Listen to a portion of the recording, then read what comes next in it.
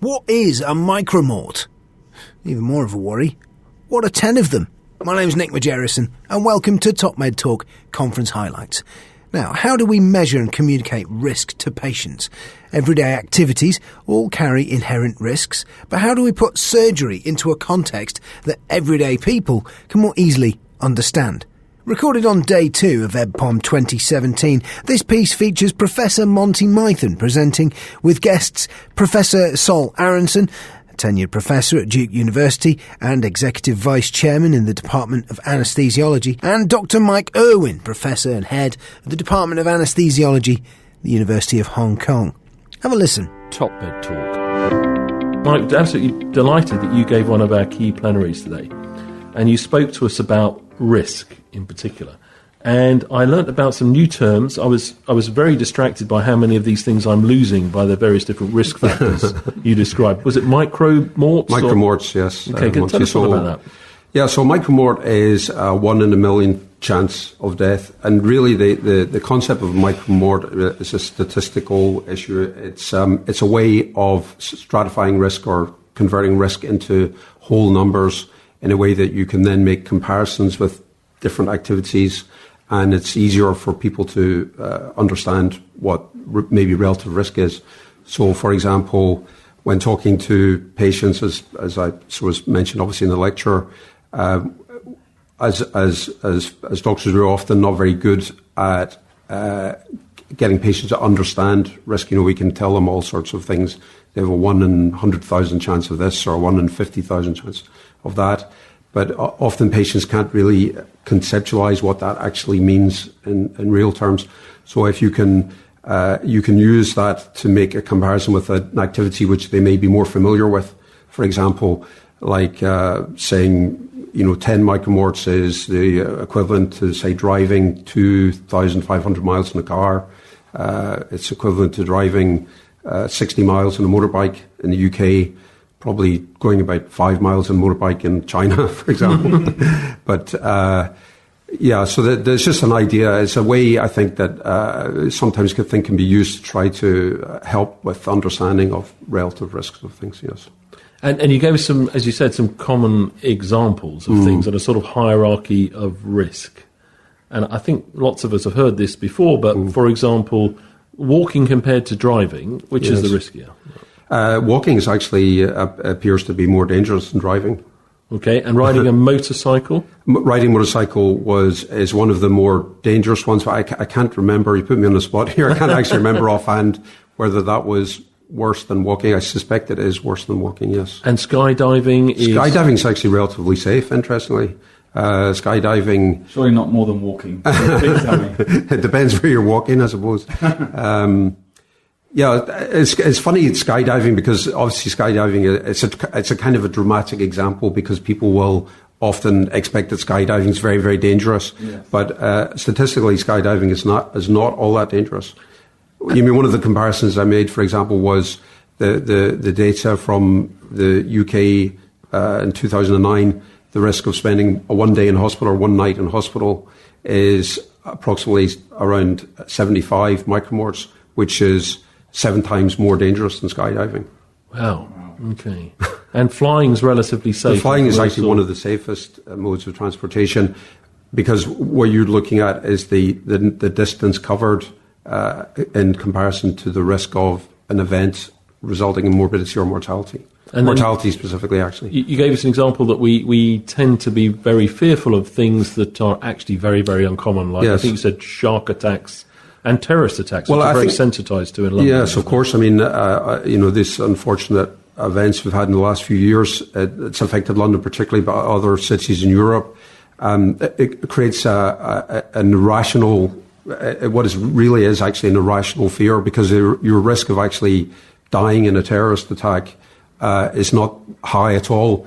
Yet these things, because they feature very prominently in news, etc., they capture the fear and imagination of the public, and I guess one of the reasons the terrorists do it is actually to do that, and it generally has that effect.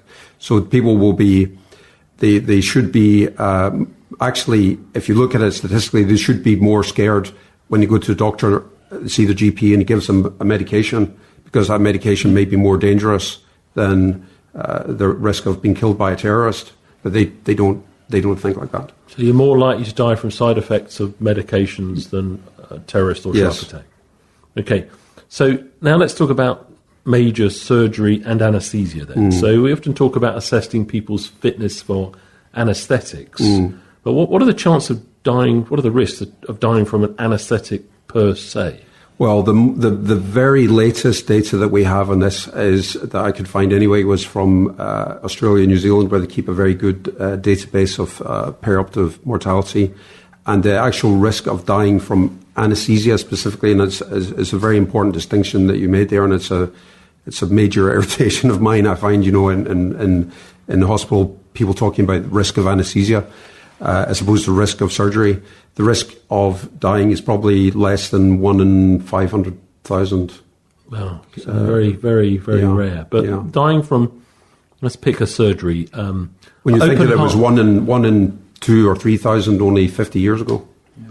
So you think of the advances that have occurred from our work of our peers that have reduced that risk so significantly. And I know there's a variety of open heart surgeries, and Sol, you'll know more about this.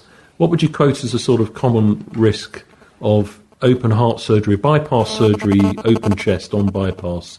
What broadly speaking, what numbers do you quote in the US? In the US, it's pretty common to ascribe a 2% plus or minus 1% risk for an otherwise standard, if you will, coronary bypass.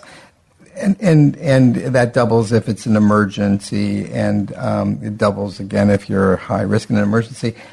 It's a wonderfully interesting conversation, because as we engage, I just wonder if we are doing justice to the discussion about risk. Not only what is the direct risk ascribed to walking across the street, or something passive like being struck by lightning, but what of the risk of not having the outcome that you want, yet alone the complication that would be addition to, if you will, the act of the surgical event or the anesthetic event or the walking across the street event. A risk is you wouldn't ever get across the street, not just getting hit by a car as you cross the street, I guess. And then if we move to example like some common cancer surgeries, that the risks are many, many, many more fold higher than the anaesthetic per se. Yes, that's correct. Yes. So, in fact, you could argue that anaesthesia is actually probably reducing their risk of death or complications because of what we do to mitigate the stress response to surgery and reduce pain and improve physiological function in the perioperative period. So then I'm going for surgery, and let's imagine I am. There's a tendency for us to look up figures and get quoted the overall risk of this surgical procedure, i.e., in the country of England last year, the known mortality rate for this type of surgery was 1%, 2%, whatever it is. What about my personal risk? How can I get a better handle on that? Because that's what I really want to know about. Well, that's obviously difficult. I mean, there are ways in which we can do kind of risk assessment, and one of the speakers today talked about the NELA data that's coming from the UK. NELA standing for the National Emergency Laparotomy Audit. Yes, I think so.